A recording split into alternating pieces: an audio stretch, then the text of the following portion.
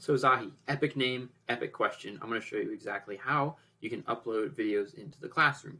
It's like a simple thing, but sometimes the simple things are the hardest things to actually really understand because they can seem so simple, and sometimes the buttons are in a weird spot. So basically what you can do, you can upload to 4 places. You can upload to Loom, to YouTube, to Vimeo, or to Wistia. Those are the 4 places you can upload your videos, and then you grab the link and you put it into the classroom. So I'm recording this right now with Loom.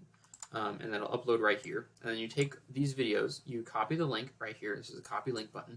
You copy it, and then you go into your Skool course. So actually, you go into the classroom here, and then you scroll all the way down to whatever course you want to add it to, and then you click Edit. And then in the top right here is the button you want to click on. You click Add Video, and then you paste it. And then you hit Add, and that adds it to the course right here. And then down at the bottom, you can type anything you want, so people know what the video is about. Smiley face. And that way the video is there and the people can see it. And it's hosted through Loom.